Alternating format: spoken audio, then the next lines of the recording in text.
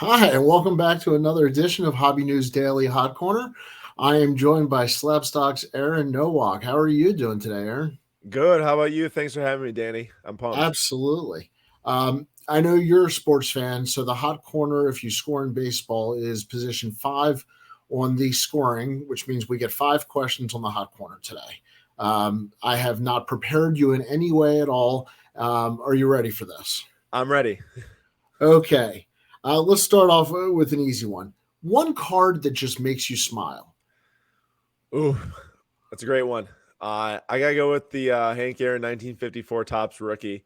I'm a modern collector mostly. I'd say 99% of my collection is modern, but that's the card where when I was young, 10 years old, go to a card show, saw it. I always wanted it. Finally got it in 2019 at the National. I got a PSA 3 now. I crossed it to an SGC 3, but I love the card and that will never leave my collection. That's for sure. That's awesome. One of my good friends literally just got one. I love that card. So Uh, beautiful. I will say, just as a separate note, I just did a card show, and the 90s score Bo Jackson with the shoulder pads and the bat over the shoulder got more of a reaction than I think any card in any of my cases. So That card is really awesome. I was about to say, guys of a certain era and generation respect that. Okay, NBA referee Tim Donaghy. Did he act alone? Uh, no, I watched the documentary. I don't know, man.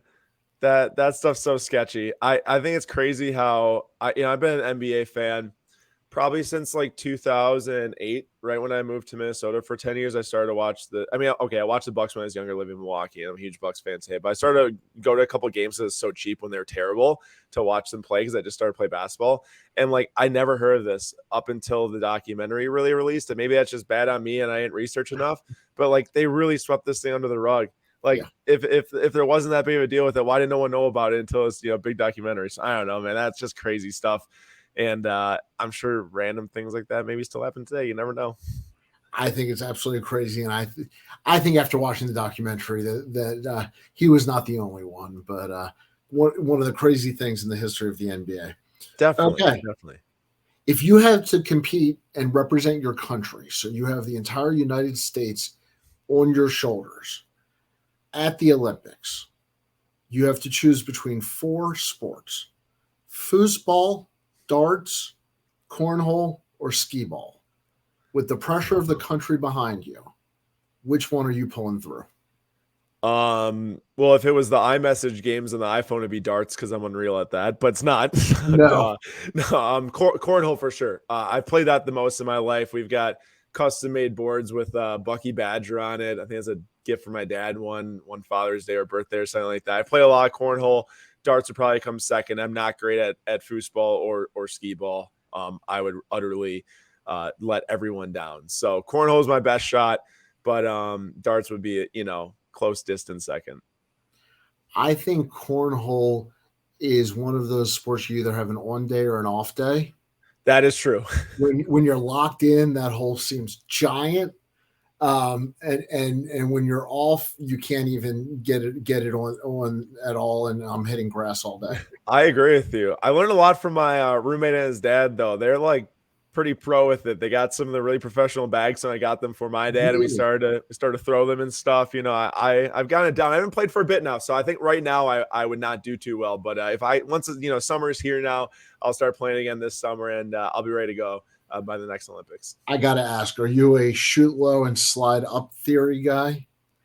I think a lot of like that is, I think, the best way to add points and still give yourself, a chance at the hole. So I'd say yes, but I mean, there's nothing better than just straight in the hole. I mean, it's just very satisfying. You're representing our country, so I need to know these things. No, exactly. Yeah. If I'm going for the win and I need to get as many points as possible, like the slide method is great.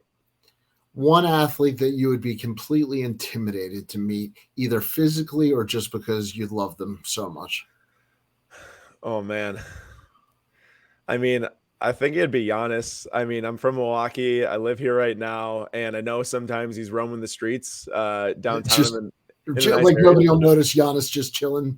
No, exactly. Like I think I'd be really excited but at the same time I'd be like way too fanboyish and would maybe stutter through my words saying hi and forget to ask him how his day's going or something like that. But he's also huge, so intimidated physically too. I mean, I'm pretty tall, I'm like 6'4", but he would still, tower over me and way stronger. I was about to say for those people on the podcast, you'd still be looking up to him. Oh, no doubt about it. Doesn't matter. And then I feel like me, like Shaq, from like a physical standpoint, probably be one of the most intimidating. Like this guy is literally just huge, and like you shake his hand probably could like encapsulate your entire hand. It's just that guy's massive. I think off the field, I would be intimidated. I think meeting some Hall of Famers and some legends, maybe a Willie Mays. On the field, I never want to be anywhere near a Ray Lewis tackle. Like I would be the guy running off the field. I like think just through the tunnel right into my car right home. Yeah. I think that's like break your entire body type of situation there if he tackled you.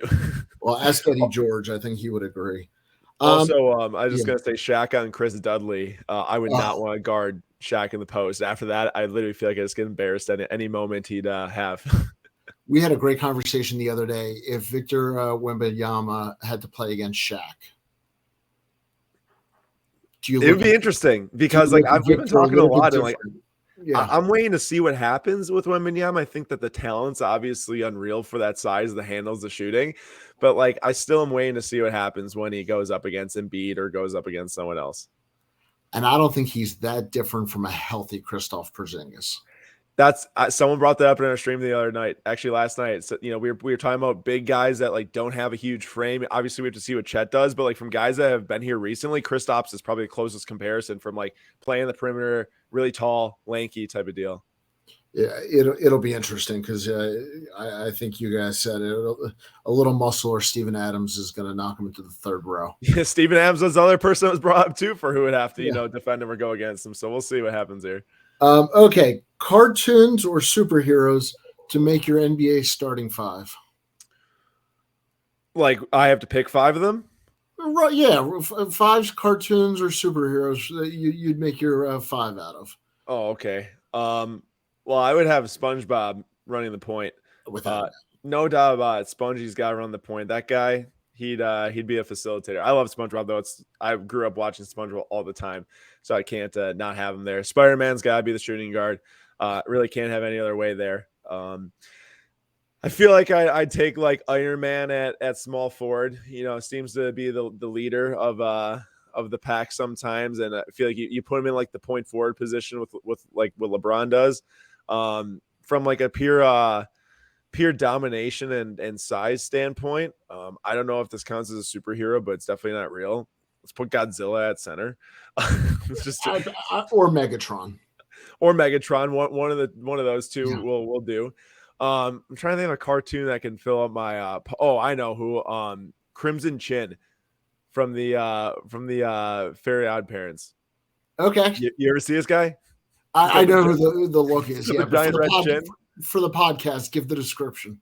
Basically, this guy is like just crimson, as it says. He's red suit. He's got, I think it's like either a mask or like black eyes and a massive red chin, just huge, like literally sticking out like 10 feet. No, not 10 feet, but like a couple feet. So I don't know why it popped in my head, but him or Johnny Bravo. That'd be funny too. Well, the chin, I figure, gives you separation for a shot. Oh, no doubt about it. He can space the floor. He can get in the lane, get aggressive. He's got it. All right. Aaron, that's 5 questions. You're off the hot corner.